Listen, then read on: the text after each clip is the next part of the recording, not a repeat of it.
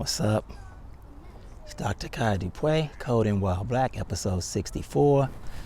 I'm out here at Lake, I think it's Cottage Lake Park, or Lake Cottage Park in Washington State. On the pier, actually, you can see, we rotate around here. Just beautiful day today. Houses in the background, the water, the lake. It's a bride out here taking pictures. It's fantastic. Feel free to hit the like button, subscribe, tell a friend. Be brief today with my message. And my message today is around something that I have gotten into conflict with folks about over the years. And it's something that I feel very strongly about as someone who's been in tech for 30 years. And that is this idea of referring to yourself as a geek or a nerd, right? And I know it's real common and popular nowadays, but I've never really bought into that. And my feeling is, if you want to call me something, call me a software engineer, call me a computer scientist, call me a technologist.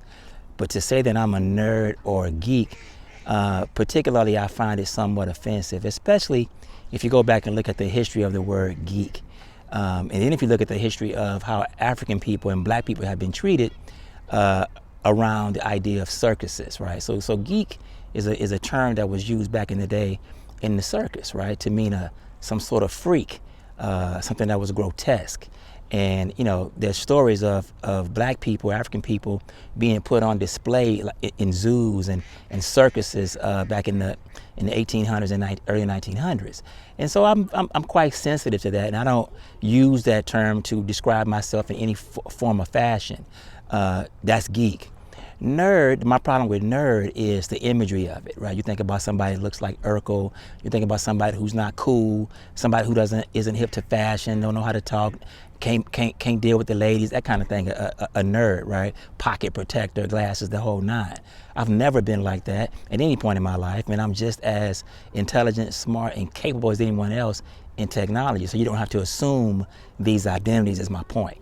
And when I make these points sometimes, I get pushback and other black folk who argue with me. I'm not sure if they know the history of the term geek or not.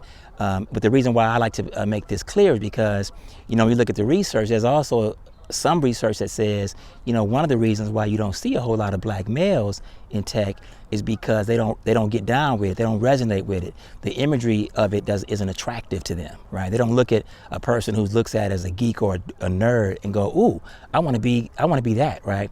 Although they may look at LeBron James or Allen Iverson back in the day, or Michael Jordan, or an actor or a movie star singing, and see them as someone who is cool, and they're attracted to that. So not attracted to being a geek, not attracted to being a nerd, not attracted to being a dweeb, all right? So that's my 2 cents for the day on this beautiful Saturday out here on Lake Cottage or Cottage Lake Park, one of the two, I can't remember.